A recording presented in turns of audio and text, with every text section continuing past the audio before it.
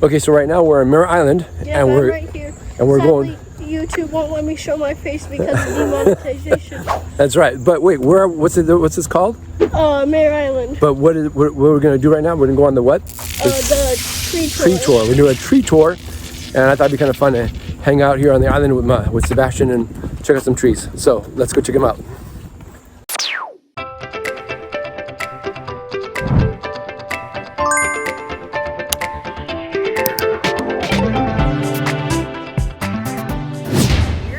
Want to give that tree enough stability to root itself in the ground and then let it get strong. So that's one thing. The other thing I wanted to point out, you see down here, and we'll look at this in other trees. There's a point in which the tree flares out, and that's called the root flare. That's where it goes from the trunk cells to the root cells. And that zone right now, it's kind of like where your neck flares out, like that area of the tree. That zone, you don't want it buried. You actually want to unbury that and have, that's where there's a lot of gas and air exchange. And if that's buried, that could actually stunt the tree and even like cause root rot. So this is a pepper tree. It used to be called a California pepper tree, but it's not from California at all. It's from Chile. So now it's called, so they changed the whole name of it, called the Chilean pepper tree. And it's called that because, as you can see, the little pink things, those are the little peppercorns. It's a little bit different from the traditional black pepper tree. So these are called pink peppercorns. And in the 1980s, there actually was a trend to start cooking with this stuff. So all these chefs were cooking with pink peppercorns. And then there was a report that came out that was like, oh no, it's toxic. And it's causing vomiting and it's causing this and that. But it wasn't a substantiated report, but it went like zipped through the news. I've read that. And then so the FDA banned it from food. Oh my gosh. And then like 10 years later, another research came out like, oh, just kidding. It's not actually toxic. Like you have to eat them in large quantities for it to be toxic. So that's the history of the pink peppercorn. So this tree is a very interesting tree. You probably pass it and be like, what the heck is that? You don't see trees like this very often. People sometimes call it a puzzle monkey tree. I don't know why. But the actual name for this tree is a bunya bunya. So it comes from, I think, Australia. That's not a knife. That's a knife. And there's a very specific region in Australia. There's actually a whole bunya forest. And bunya means big in the Aboriginal language. So bunya bunya is like, it's really big. Like, it's big, big. Like, it's not just big, it's big, big. It can grow up to 100 feet tall. I don't think this is 100 feet, but it could grow up to 100 feet tall. And if you've seen these cones, have you guys seen the cones, the seed cones? Yep. Oh my gosh, they're the scariest things you'll ever see. They're literally this big, and they weigh 20 pounds, up to 20 pounds. So these trees have grown them. I don't see them now, but whenever they do, we actually are hired to come out here and pick them one by one out of the tree. So, because if that falls on your head, you are going to the ER, I'm sure. Like that. But this one is actually called the crepe myrtle. So you see these yes, it is a very big crepe myrtle. You see these in all over the landscape, right? You see them as bushes, as little trees, and then you see them kind of as big trees like this. So these actually, I just learned this the other day when I Googled it, but they bloom for 100 days. So that's why it's planted so much in the landscape, is because they have flowers for the longest of like any other trees.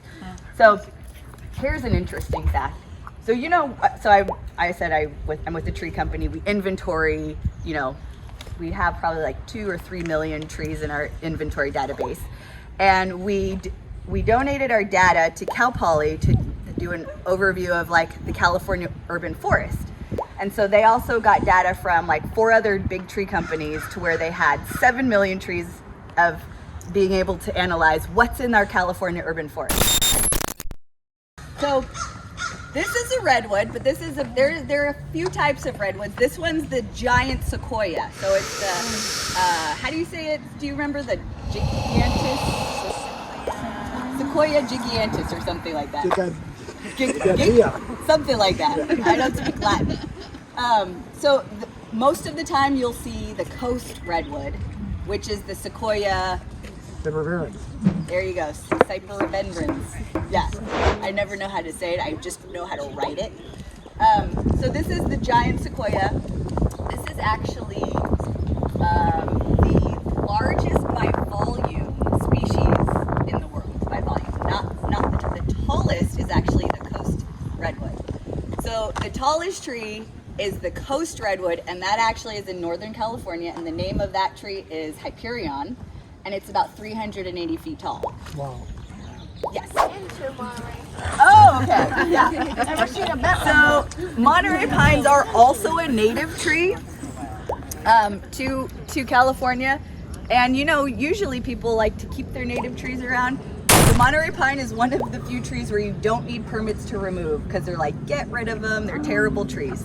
And the reason why they're not very good trees is they tend to break a lot, like just they'll fall over, or after the wind. I mean, they're not really, they don't have good attachments. And so probably at some point the top broke off, and that's why it's just left this limb over here. They also are prone to a lot of pest and disease. So if you see these Monterey pines and you ever see like sawdust around the base, that's from the beetles boring back out.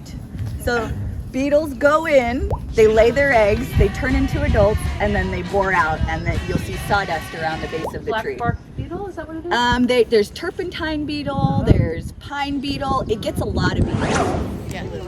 You know what kind? Yes, blue gum eucalyptus. These are absolutely invasive species in California. And especially, Australia. they're from Australia, and there are great trees in Australia. So they're actually used for timber, they're used for its wood. It is a great tree in Australia. So people who were in Australia thought, oh my goodness, this is a gold mine. I'm gonna bring these back, and I'm gonna create timber forests in California, and we're gonna make tons of money. That's why you see like eucalyptus timber forests all over California. Well, what happened when they started growing them here, we get more water, the soil's a little better, and started growing, and it grows fast. When trees go fast, the wood isn't as strong, and the wood warps when it dries. So the faster the growing tree, actually, the weaker the tree is, the slower the growing, the more tighter the cell structure is, and it's better wood. So the wood was growing slow and was great tree in Australia. You bring it to this climate, turns out they weren't good at all, but now that's why you have all these eucalyptus groves all over the place. And I remember when I was studying at Berkeley, one of the projects was, what do we do with all of these eucalyptus? How do we get rid of them, eradicate them, and what do we do with the wood chips? And they kind of like, you guys figure it out. Yeah. You know? So these also get really big. These are from Asia, and they're actually they're planted a lot in front of temples. It's like a very significant tree. Has a lot of meaning, has a lot of history. They grow kind of like really stately, and they're good hardy wood. So that's the deodar cedar. I actually don't have a lot of stories about the deodar cedar. That's all I got. So these trees are actually called Australian pine trees. That's the common name for it. Which is very misleading because it's not from Australia and it's not a pine tree. So I don't know if the guy had jokes when he was like, this is what I'm going to call it. But it is also, it's from Asia, somewhere, I think Japan, China and Japan is where they're native to. And it has kind of like this weeping look to it. It actually makes really good wood. We have a conference table made out of Australian pine, and it's like this beautiful red, deep, rich color. I had no idea. So sometimes you don't even know what it looks like until you cut into the tree. But these are also, like the eucalyptus, these are also considered invasive trees here because they end up taking over all of the native plants because they grow really well. They could withstand a lot of different climates. That's called included barks or inclusion. So what's happening is the bark is starting to grow against each other and it's starting to push itself out. So if you cut that down, you'll see an interesting pattern of like there's actually a line right down the middle, and that's where the split usually happens because it's not growing together, and it's kind of just like growing up against each other. Yeah, that's right. Actually, when I came out here and took the picture of this tree a couple, like maybe a month or two ago, there's no leaves. I'm like, I wonder if this tree's dead. So it's good to wait till spring to know if something's dead. So you don't cut it down beforehand. So this is the black walnut. A lot of people know black walnuts for their wood, right? So I was like, wow, that's a walnut desk. That must be so expensive.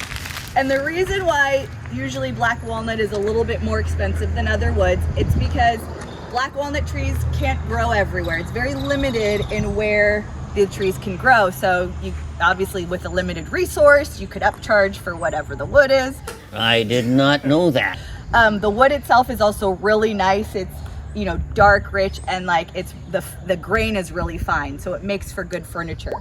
The walnuts, so this is considered like, if you were to invest, quote, invest into a tree or like, you know, grow trees, the walnut is good because you could also produce walnuts from it and sell the walnuts. So before you use it for the wood, you could use it for the walnuts. It also takes a while to actually grow and produce walnuts, so it's a long-term investment. South on in April of 142!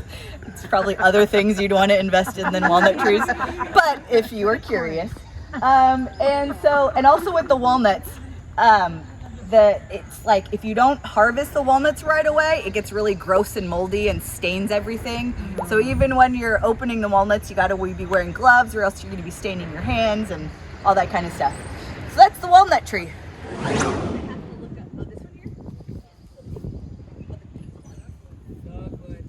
Dogwood. No, this one's a dogwood. So this is the European birch tree. And actually, any birch tree that you see in the landscape that look like this, these will be your European birch trees. They're all kind of reaching the end of its life. They don't have a very long life. I would say about 35 years maybe. And a lot of these have been, you know, planted. They grow pretty quickly. But there's other birch trees you'll see in the landscape that grow really nice, and those are the Himalayan birch trees are one. The black birch is another. Yeah. So if you see over here, look at. What do you think these are from? Oh. What? Woodpeckers. Well, So when you see them in a row like that, those are woodpeckers. If you see them scattered and random, those are beetles. So a lot of times these will have both, because European birches get the wrong birch spore, and those actually end up killing the tree. So I like birches. They just don't have a very long lifespan in the specific these European birches. So when I see them, I usually don't try to save them. I say, you might want to consider replacing it. So this is very characteristic of the valley oak. See, like that? There's a lot of other oaks that have lobed leaves like that, but that's one way to tell the difference. The valley oak is actually the largest oak species that there is. I didn't know that. I thought it was the coast live oak personally. So the valley oak is one of the largest. It's also native to California. So I live in Oakland, and Oakland is known for its oaks, right? That's where it gets its name. And Oakland used to be mostly an oak forest. And there was like 4 main species of oaks there: valley oak, coast live oak, interior oak, and something else. But I just remember those 3. So the valley oak, the acorns were used by the Native American peoples that was the main source of their food, was acorns. So from coast live oak and valley oak, that's where they sustained most of their eating. So there's a lot of rich cultural and history with the oak trees, specifically the valley oak, and I wanted to end on this note. These live for more than 500 years. And they're just a beautiful tree species. So, any questions that you have or thoughts? Comments?